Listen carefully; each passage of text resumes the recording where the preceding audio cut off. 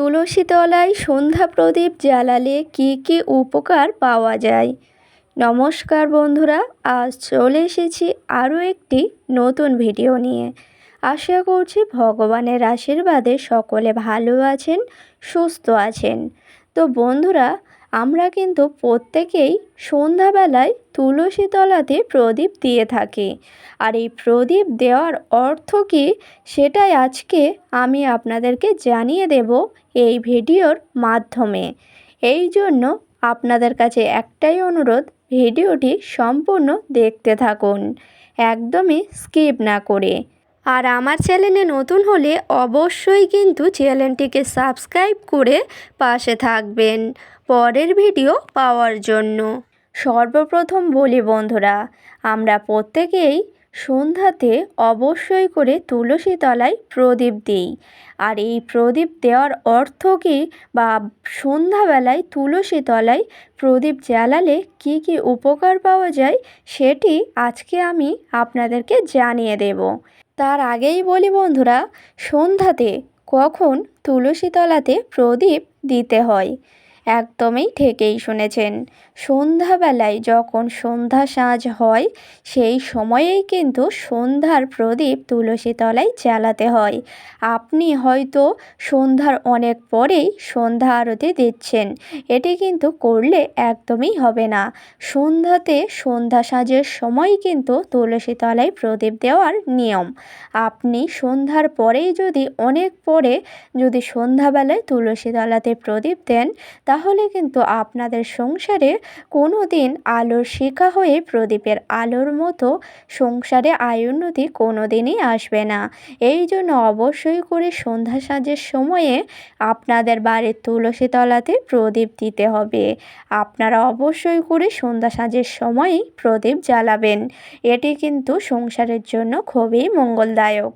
হ্যাঁ বন্ধুরা, এই জন্য অবশ্যই করে কিন্তু সন্ধ্যা প্রদীপ দেওয়ার নিয়ম হচ্ছে সন্ধ্যা সাঁঝের সময়। এবার বলি বন্ধুরা, সন্ধ্যা প্রদীপ তুলসী তলায় দিলে কি কি উপকার পাওয়া যায়। অবশ্যই করে তো সেই বিষয় নিয়ে আলোচনা করব। তার আগে বলি বন্ধুরা, আপনারা যদি সংসারের মঙ্গলার্থে বা প্রদীপের মতো শিখার আলো সংসারে ভরিয়ে দিতে চান, তাহলেও কিন্তু কিছু নিয়মবিধি অবশ্যই করে মেনে চলবেন। না হলে কিন্তু সংসারে কোনো দিন আয় উন্নতি আসবে না। সংসারে আপনি যতই ইনকাম করুন না কেন, উন্নতি হবে না। এই জন্য সংসারের মঙ্গলের জন্য কিছু নিয়ম সবসময় মেনে চলাই উচিত। যেমন আপনারা চাইলে সবসময় কিন্তু বাড়িঘর পরিষ্কার পরিচ্ছন্ন করে রাখতে পারেন। এর ফলে কি হয়, বাড়িতে কোনো দিন বাস্তু দোষ আসে না। আর যে সকল গৃহেতে বাস্তু দোষ বা নেতিবাচক শক্তি থাকে না, সেই সকল গৃহেতেই কিন্তু আয় উন্নতি আসে। এই জন্য অবশ্যই করে আপনারা চাইলে সংসারের মঙ্গলের জন্য সবসময় কিন্তু বাড়ি ঘর পরিষ্কার পরিচ্ছন্ন করে রাখতে পারেন। এবং তার সাথে সাথে বিশেষ করে এই দুটি স্থান যদি সবসময় পরিষ্কার পরিচ্ছন্ন করে রাখা হয়, তাহলে কিন্তু বাড়িতে কোনো দিন নেতিবাচক শক্তি আসতেই পারে না। আর সেটি হচ্ছে বাড়ির মূল দরজা বা সদর দরজা, সেটি কিন্তু মা লক্ষ্মীর আশাস্থান বা গৃহস্থান। এই জন্য অবশ্যই করে আপনারা চেষ্টা করবেন বাড়ির মুখ্য দরজা বা সদর দরজা সবসময় পরিষ্কার পরিচ্ছন্ন করে রাখার।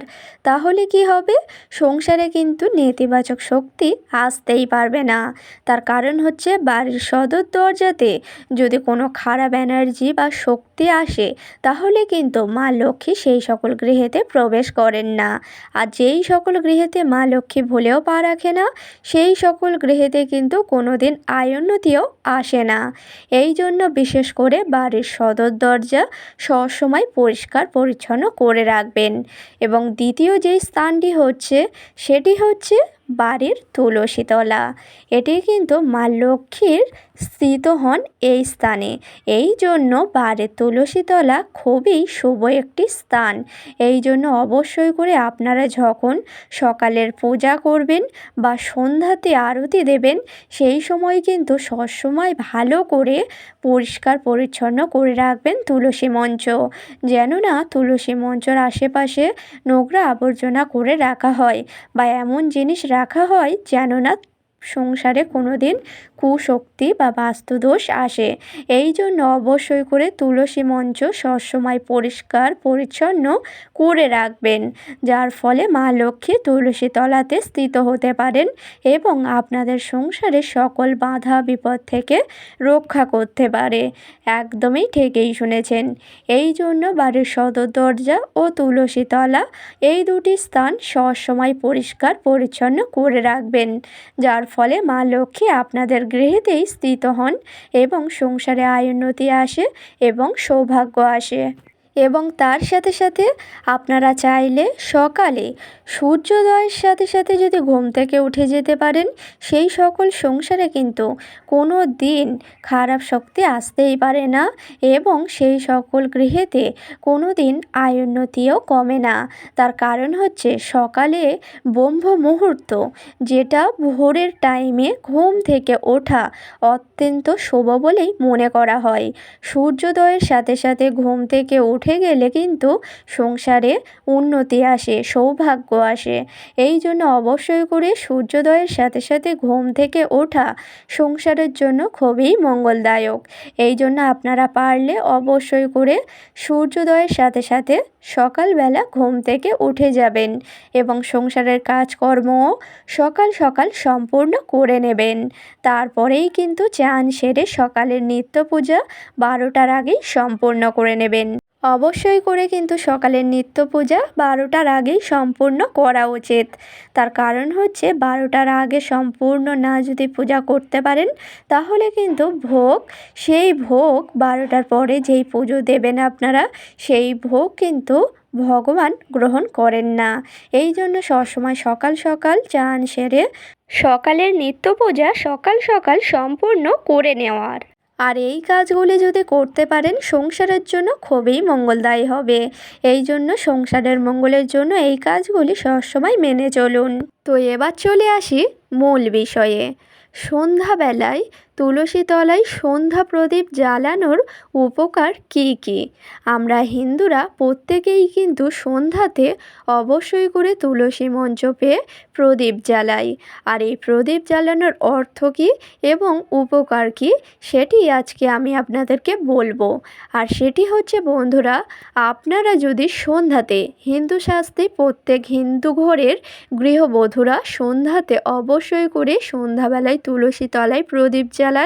এই জন্য অবশ্যই করে আপনারা সন্ধ্যাবেলায় যখন সন্ধ্যাতে তুলসী তলায় প্রদীপ জ্বালাবেন, অবশ্যই করে প্রদীপ জ্বালানোর সময় যদি একটি করে ঘিয়ের ফোঁটা সেই সন্ধ্যা প্রদীপের ওপর দিতে পারেন, তাহলে কিন্তু সংসারের জন্য খুবই মঙ্গলদায়ী হবে।